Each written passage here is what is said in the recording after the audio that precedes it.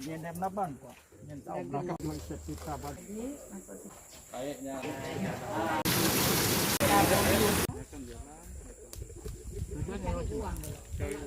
Crown Research Sdn Bhd ini ditubuhkan pada 22 Julai 1993 dan pada waktu tersebut ia di bawah satu unit di bawah Land Custody and Development Authority ataupun LCDA dan dinamakan sebagai Hop Research and Application Unit.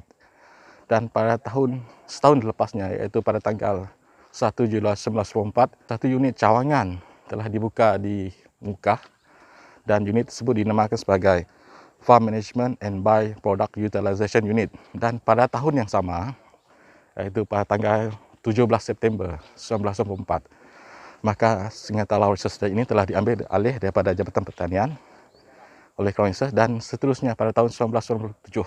Unit ini telah dikoporatkan dan dinamakan sebagai Crown Research Sdn Bhd.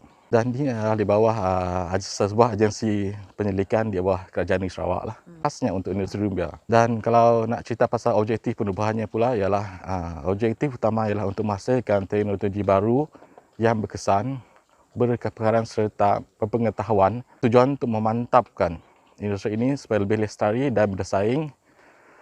Tak kira lah daripada untuk tempatan ataupun global. Dan usaha-usahanya banyak. Okay, saya pecah kepada 3 bidang lah. Satu adalah dari segi bahagian teknologi huluan. Yang kedua bahagian teknologi hiliran dan ketiga bahagian teknoekonomi. Okey, untuk bahagian teknologi huluan, kami memfokuskan usaha-usaha terhadap pembangunan bahan tanaman yang berkapasiti tinggi dengan kaedah tisu kultur. Yang kedua, kita juga membangunkan pengurusan nutrisi untuk penanaman pokok sagu yang cost efektif dan pada sama untuk menguruskan what we call it good agrarian practices. Dan selain daripada itu, mereka juga mengusahakan membangunkan proses mekanisasi atau mechanization khasnya untuk penuaian pokok sagu. Okey, untuk bahagian teknologi hiliran pula, memfokuskan kepada menghasilkan atau membangunkan teknologi yang kompetitif untuk penghilangan kanji sagu dan teknologi yang seangkatan dengan hiliran lah. Dan begitu juga ia bertanggungjawab untuk meng-value addedkan produk-produk tersebut, kiralah untuk teknologi makanan ataupun teknologi bukan makanan. Dan selain daripada itu, mereka juga mengadaptasikan apa yang dipanggil industri yang seimbang dengan memegang konsep zero waste product. Dan dengan ini akan menghasilkan environment yang lebih selamat dan bersih lah. Dan last sekali untuk bahagian teknoekonomi, banyak memfokuskan tentang usaha-usaha untuk membangunkan produk-produk yang berasaskan sagu yang dihasilkan oleh pendidikan supaya ia berdaya saing serta meningkatkan pasarannya. Selain daripada itu, mereka juga fokus kepada perkhidmatan ataupun services kepada pemain-pemain sagu.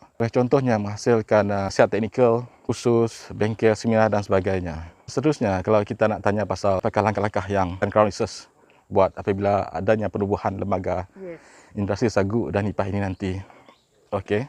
Crown Research Sdn Bhd merupakan sebuah agensi yang ditanggungjawabkan untuk menjalankan aktiviti pendidikan serta pembangunan untuk bahan tanaman, bukan lebih berfokus kepada sagu dan bahan-bahan tanaman lain yang mempunyai potensi yang tinggi untuk diperkembangkan dan dikomersialkan.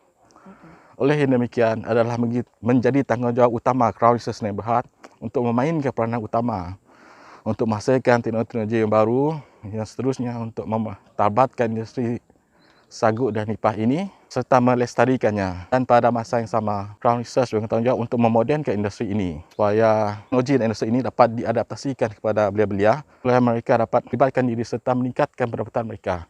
Dan itu merupakan salah satu daripada tujuan utama penubuhan lembaga industri sagu dan nipah.